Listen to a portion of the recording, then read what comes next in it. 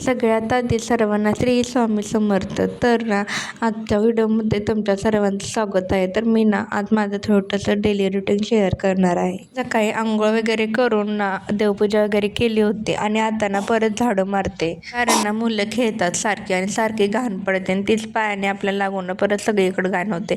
म्हणून म्हणलं चला एकदा झाडू मारून घेऊया.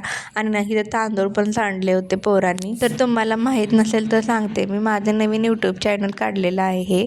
तर ना सगळ्यांनी सपोर्ट करा आपल्या व्हिडिओला. आणि तुम्हाला माझी लॉंग व्हिडिओ बघायला आवडतील का नक्की कमेंट करा. आणि कशाबद्दल आवडतील, कुकिंग वगैरे बघायला आवडतील का, पदार्थ बघायला आवडतील का, की डेली रुटीन बघायला आवडेल. माझी मुलं ना घरात कमी आणि गॅलरीमध्ये जास्त खेळतात. आणि मग ना गॅलरी पण आज ना मी व्हिडिओ शूट केला नव्हता, पण ना हे झाडून वगैरे घेतलं. त्यानंतर ना स्वयंपाक वगैरे जेवण वगैरे करून घेतलं आणि त्यानंतर ना लगेच मग किचनमध्ये कट्टा वगैरे सगळा धुवून, फरशी वगैरे धुवून, गॅलरी पण धुवून घेतली होती. मग पण ना ते करायच्या नादीत ना मुलं उठलेली होती ना. मग म्हणलं चला आता व्हिडिओ शूट नको, जेवढा आहे तेवढाच आपण टाकूया. हे सगळं गॅलरी वगैरे स्वच्छ पाण्यानं खळखळून पाण्यानं धुवून काढलं. कसं माती वगैरे असेल ना सगळी निघून जाते आणि धूळ तर जास्तच बसते रोडवर घर असल्यामुळे.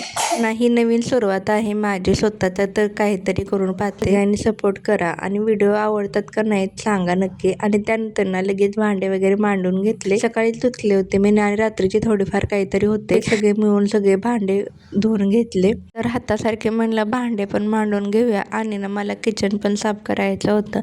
भांडे तसेच होते रात्रीचे पण आणि किचन पण तसंच ठेवलं होतं. कारण एवढा कंटाळा येतो ना मला मुलांच्या मागे पडून त्यांचं आवरून, म्हणजे सारखी खेळणी उचलायची भरायची. त्यांना 4 वर्षाची मुलगी आणि छोटा मुलगा आहे ना, ते समजू शकतात की एकटं म्हणजे सगळं घरातलं करणं ना किती अवघड आहे.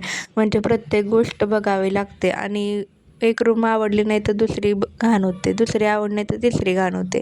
तर ना असं होतंय. माझ्यासारखं कोण आहे का? खरंच मला एवढा म्हणजे विकनेस पण खूप जाणवतो ह्या गोष्टीचा. आता तुम्ही साईडला पण बघू शकता कपडे किती पडलेले आहेत. ते शू वगैरे करतात ना, 1-2 दिवसात नाही धुतले ना लगेच म्हणजे वास यायला होतो आणि त्यांना प्रॉब्लेम असल्यामुळे ना लगेच कफ होतात. तर ना इथं भांडे वगैरे मांडून घेतले आणि ना लगेच म्हणलं चला आता किचन पण साफ करून घेऊया. कारण आधीच उशीर झाला होता आणि कंगवा डोक्याला लावलेला आहे बघू शकताय तुम्ही, तर इग्नोर करा. नवीन मॉम झालेल्या आहेत ना, म्हणजे नवीन आई वगैरे झालेल्या आहेत ना, त्या समजू शकतात. म्हणजे मला एकदा कसं होतं माहिती आहे, कोणती गोष्ट केलं ना आपण ती लक्षातच राहत नाही माहिती आहे, ती गोष्ट कुठं ठेवली आपण. आता मगाशी काय झालं, ह्यांनी पाणी घेऊन आले होते ना, मग त्यांनी विचारलं 50 रुपये कुठं ठेवलेत खालचे. मी लाव इथंच ठेवले होते, आठव म्हणले नीट कुठं ठेवले. मग ते म्हणलं अहो ठेवले होते, मला काय एवढं कळत नाही काय म्हणले. अगं म्हणले तू 700 रुपये पण तसंच ठेवली होतीस, वरती ठेवलीस पण तुलाच माहीत नाही कुठं ठेवली होतीस. मग असं व्हायला लागलं माझ्याकडनं. म्हणजे ते होतं ना बाबा, त्यांचं मुलांचं बघण्याच्या नादात आपण स्वतःच सगळं विसरून बसतोय. ते ना किचन कट्ट्याचा मेन प्रॉब्लेम आहे. तुम्हाला म्हणलं होतं ना मी पहिल्यांदा झाडून काढताना की किचन वगैरे सगळं स्वच्छ धुवून घेतलं. आता तात्पुरतं पुसून घेतलं होतं. स्वयंपाक वगैरे बनवून झाल्यावर ना मी सगळं इकडं घासून वगैरे घेतलं. गॅस कट्टा, गॅस वगैरे सगळं घासून घेतलं. सगळं आता खाली दिसेलच तुम्हाला ते पांढरी म्हणजे ते वॉलपेपर लावलेलं आहे वरती, त्याच्या खाली ना तसंच मी किचन खाली पण लावलं होतं, ते सुद्धा काढून घेतलं. आणि ना सगळं पाणी टाकून धुवून घेतलं होतं. आणि एवढं भारी वाटत होतं ना. आणि ते प्रॉब्लेमच होतोय सारखा मला, म्हणजे किचन कट्टा जरी धुवायचा म्हणलं सगळ्या घरात पाणी होतंय. हे असं होते कारण आपल्या महाराष्ट्रात कसं असतं, म्हणजे कडापा असतात ना साईडला लावलेलं पाणी खाली पडू नये म्हणून, तर ते इथं तसं नाहीच. मी बघितलं 2-3 ठिकाणी पण तसं कुठंच नव्हतं. हो ना, रोज 10 वाजता जेवायला येतात ना, मग आज लेट येणार होते म्हणून लेटच स्वयंपाक करायला घेतला होता. आता कणिक मळून वगैरे ठेवते, म्हणजे भाजी वगैरे होईपर्यंत ना, म्हणजे माझी कणिक वगैरे छान सॉरी मऊ होईल. तर ना अक्षत उठला होता, मग परत त्याला घेऊन आले. आणि आता नाही तर मी शेंगा अहोने आणल्या होत्या. तर शेंगा कशा असतील सांगा तुम्ही. शेंगा नाही आम्हाला 160 रुपये किलो भेटले आहेत, कधी कधी 200-300 रुपये किलो असतात.